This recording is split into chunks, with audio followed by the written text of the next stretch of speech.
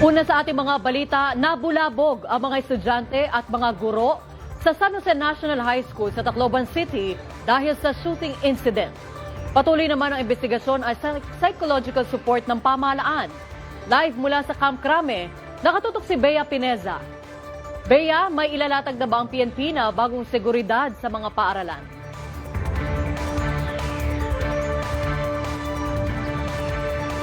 Zarina, kaugnay niyan, patuloy ang koordinasyon ng Philippine National Police sa Department of Education para sa pagsasagawayan ng security assessment para maituring na safe zone ang mga paaralan para sa mga estudyante. At kaugnay nga ng naging shooting incident sa Tacloban, arestado na ng mga otoridad itong dalawang suspect sa pamamaril sa San Jose National High School sa Tacloban kaninang umaga.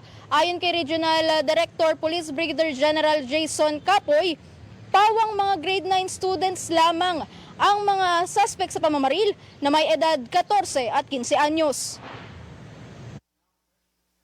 Mariin namang kinundina ng Department of Education ang pangyayari at patuloy ang kanilang koordinasyon sa pulisya para sa patuloy na investigasyon. Nakikipag-ugnayan na rin ang PNP sa DSWD para sa psychological support na kailangan ng mga biktima at mga saksi dahil sa posibleng trauma. Ayon kay PNP Public Information Office Acting Chief Police Colonel Allen Reyco, nakikipag-ugnayan na rin sila sa DepEd para sa pagpapalakas pa ng seguridad sa mga paaralan. We have already given our recommendations to the DepEd regarding how to upgrade yung ating pong mga security sa mga schools natin. Kabilang sa mga rekomendasyon ang mas pinaigting na koordinasyon sa barangay, lalo na sa monitoring at screening ng mga pumapasok sa loob ng school premises. Bukod dito ay pinag-utos na rin ni PNP Chief Police General Jose Melencio Nartates Jr. ang pagsasagawa ng security assessment sa mga paaralan.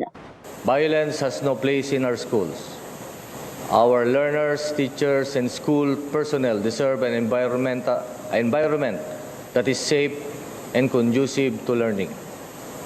I therefore direct all police commanders to strengthen police visibility around schools, intensify preventive patrols, conduct security assessments, and sustain close coordination with school authorities. Nagpahayag rin ng pagkabahala at galit si Senate President Sherwin Gatchalian. Anya, hindi katanggap-tanggap ang ganitong klase ng mga karahasan sa mga paaralan na dapat sanay safe zones ng mga estudyante. Nanawagan din ng mas pinaigting na security measures sa bawat paaralan ng senador. Binigyan din ni Senator Padilla ang pag-amyenda sa Juvenile Justice Act para ibaba na sa edad ang criminal liability. Inatasan na rin ni dating House Speaker Martin Romualdez ang kanyang mga staff na makipag-ugnayan sa mga otoridad para sa mga kailangang assistance ng mga estudyante lalo na ng mga biktima ng pamamaril. Nagpaabot din ng pakikiramay ang mambabatas sa mga magulang ng mga nasawing estudyante.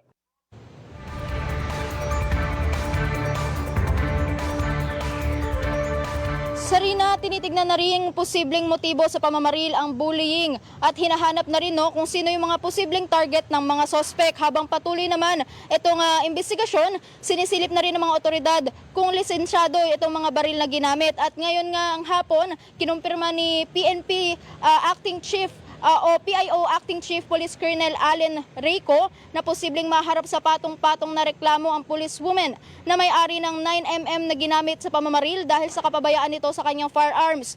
Napag-alaman kasi doon sa initial investigation na ang 14 anyos na suspect sa pamamaril ay mismong pamangkin nitong nasabing pulis. Samantala lumalabas naman na rehistrado sa isang security agency sa Cebu ang caliber 38 na siya namang ginamit ng 15 anyos na suspect sa shooting incident.